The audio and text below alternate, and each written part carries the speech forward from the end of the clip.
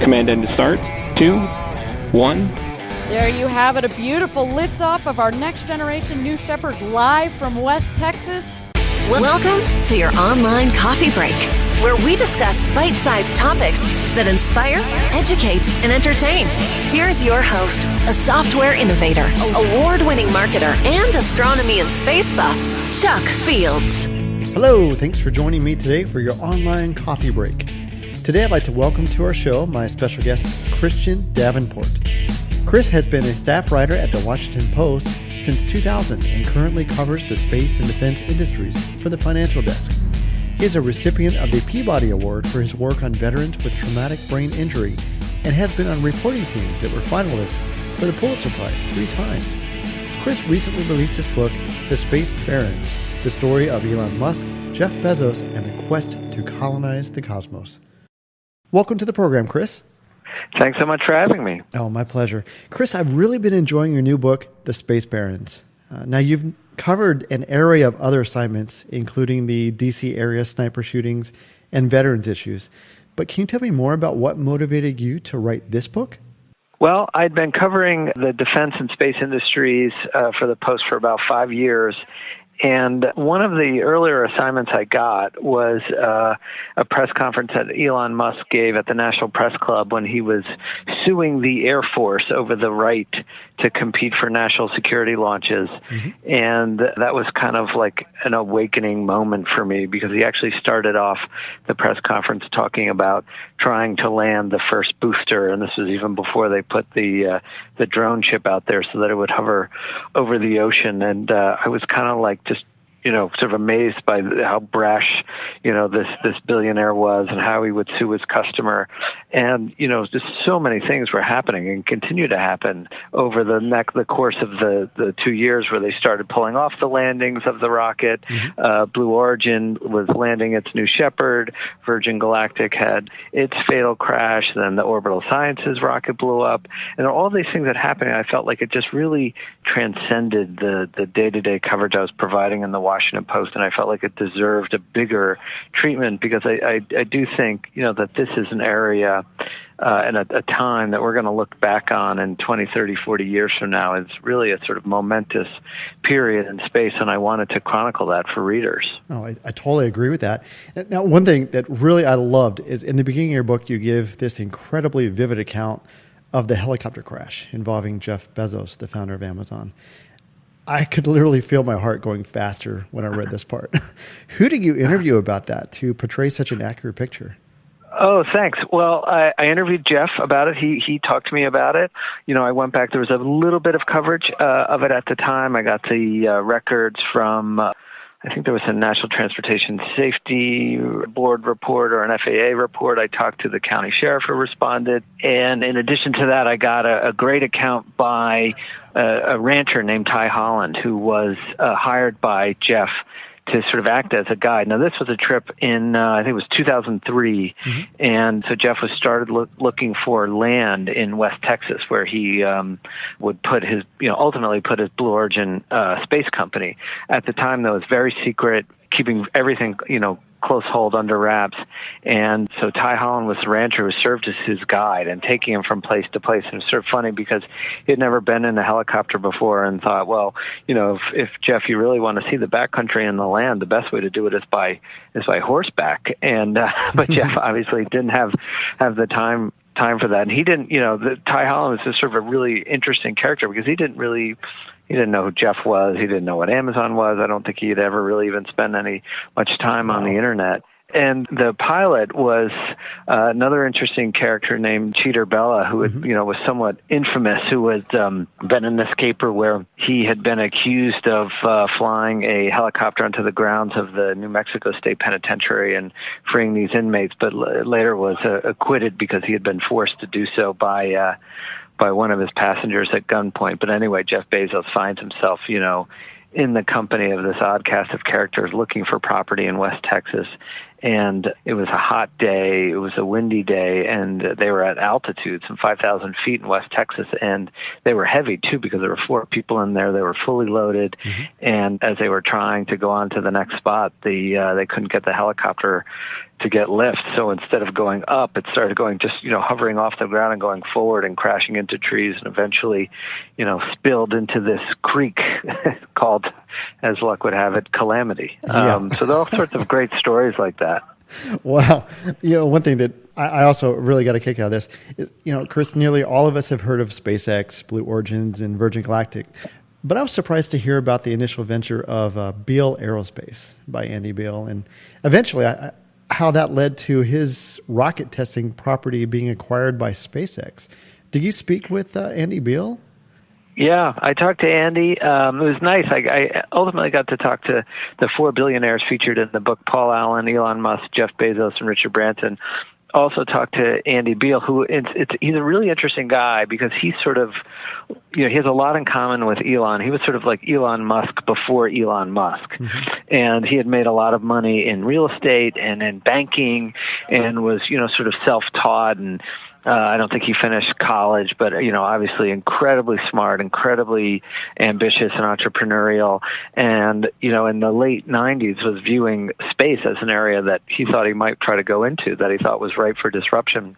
And so had started a rocket company called Beale Aerospace, and they were at a site at McGregor, Texas, and that's where they were doing their engine testing and engine development. And ultimately that company ended up folding, in large part because, as Beale would say, he had a hard time sort of entering the market at the time, still very much dominated by the traditional contractor, military, industrial base like Lockheed Martin and Boeing. And he had tried to break in there and had testified to Congress, but ultimately couldn't get the Pentagon or NASA to sign on as customers, so he folded. And then, just a couple of years later, here comes another smart, brash, self-taught billionaire named Elon Musk, who, takes over the same testing site in McGregor that Beale had occupied. And it was like, there are warning signs all over the place not to do this. I mean, this guy, if Andy Beale couldn't do it, what made Elon Musk think he could do it? Right. And I just thought it was a fascinating parallel. But of course, Elon was able to break into that market, and he did it, in large part by suing the pants off everyone. Yeah, which actually it seemed to be the only way that they were actually able to get those lucrative government contracts. Chris, I really enjoyed the timeline at the beginning of the book that shows the evolution from the inceptions of Blue Origin, SpaceX, and Virgin Galactic. I believe you witnessed firsthand the recent launch of Falcon Heavy with the Tesla and Starman. Is that correct? Yeah, no, I was down there for it. It was wild, to be frank, because we didn't know what was going to happen. And Elon, I think he's, sort of finally learned that he had to manage expectations. I mean, Elon's often criticized for, being too bold in his predictions, right, and throwing out these timelines and saying, I'm going to do this, we're going to Mars, and then not meeting those timelines. And obviously the Falcon Heavy was, way, way late from the original timeline. But Elon, I think, was very smart in saying, hey, the chances of this thing not working, this blowing up, are pretty good to sort of manage people's expectations. But so as that thing took off, and I was, watching, I think we were about as close as you could get, which was 2 or 3 miles away at the press site at the Kennedy Space Center. And that thing takes off, and all I could think of is, if it blows up, am I far enough away that, we're not going to get hit by the shrapnel? Because we saw what happened, on September 1st of 2016 when the Falcon 9 blew up on the launch pad. And that was just almost looked like, a massive explosion. And I was thinking, man, this could be that times 3. But it didn't blow up, and it, made it to space safely and delivered the Tesla. And I think so many of us have seen those pictures of the Tesla in space, which are pretty cool. Chris, now you've obviously seen this wonderful history and evolution of all these companies. Where do you see the future going? This is a great question. So, in the short term, there are some big events coming up, that are on people's radar. Falcon Heavy flew, but I think the big challenge for SpaceX and, for Blue Origin, Virgin Galactic is human spaceflight. And we might see, it's possible, although these things do tend to get delayed, the first flights of human beings for all three companies. SpaceX, like Boeing, is under contract to fly crews to the International Space Station for NASA. Those first test flights could be this year. Blue Origin and Virgin Galactic are going to do suborbital tourism flights. For Virgin Galactic, it's charging $250,000 a ticket to go up 100 kilometers to the edge of space.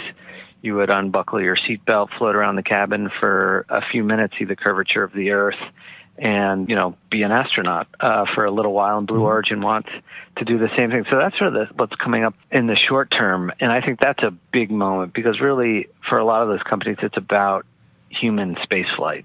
Flying satellites and cargo are one thing, but being able to fly people and really opening up that could be, that's a really big thing. And that's in the short-term future. The other thing that'll be really interesting, we talk a lot about the launch providers, the guys and the billionaires building the rockets, but there's Bigelow Aerospace as well. And Robert Bigelow, another billionaire, he's maybe a multi-hundred millionaire, is building habitats for space. So you could get private stations or hotels in space that are commercially owned and operated as a place to go. And, now under the Trump administration where, there's a push to go back to the moon. And I think Blue Origin and SpaceX and other companies, United Launch Alliance, Lockheed Martin and Boeing, are all in on making that happen. And for it to be different than during the Apollo era, this wouldn't be to, a few astronauts go up, plant a flag, walk around, have a rover, do some science, and then come home. The idea is to really go to the moon, as Jeff Bezos likes to say, this time to stay and put a base there. And NASA's talking about it, its gateway platform, which would be in the vicinity of the moon, and you could have landers going back and forth to the surface of the moon. I think that's in the medium-term range. So, there's just so much going on. It's hard to keep track of all of it. It's a very exciting time. Can you share something that didn't make it into the book? Let me think about that for a minute. As an editor, I feel like you're always cutting. In my last book, I had a whole character that I didn't get into. I think I ended up having a lot more. It didn't make it in. I just didn't think it was quite as interesting. I had written and done a lot of research on, sort of the regulatory regime and the fights in Washington, on how to regulate the sort of growing industry. And there was this big fight over the Constellation program, which was a Bush era plan to build big rockets to go back to the moon. And that's in there, but it ended up getting, truncated a little bit just, because I wanted to keep the story on the billionaires, on the space barons. So that was cut a little bit. But in terms of, what we have on the four guys, I really, particularly with Jeff Bezos, because I feel like Elon is out there. He's very media savvy. He gets a lot of attention, a lot of press. And Jeff has been much more secretive and quiet about everything. That I think it really, reveals his passion and his ethos for space in sort of the early days of what, Blue Origin was doing. Chris, is there anything else you'd like our listeners to know about your book? It was a lot of fun to write. I felt passionate about it because it's interesting. I wanted to do this because I feel like, particularly at the time, now it's getting more attention. You have these moments like Falcon Heavy and the Tesla in space, and people, obviously are paying attention to that. But I felt like, at least a few years ago, that we weren't paying as much attention to it. It wasn't being covered in the press. I sort of really wanted at the Washington Post to plant a flag, on that coverage and kind of grab it and own it, because I do think it's a really interesting time. And then once you put humans on those rockets, I think the public will sort of get, much more engaged on it. And, I was thinking the other day, just like what it'll mean once these companies start flying tourists, and if they're able to do it successfully and reliably, and people have like a good experience and they go up and, really actually enjoy it, and they find a way so that, people aren't like throwing up or experiencing too many heavy G's, and they're able to sort of do it in an enjoyable way, and it spreads. If that's successful, and then more and more people start doing it, if the cost comes down, and 5-10 years from now, it's a sort of thing where, like, you know somebody, or you know somebody who knows somebody who's been to space. I mean, that would really kind of be, I think, a significant sort of almost cultural shift for us.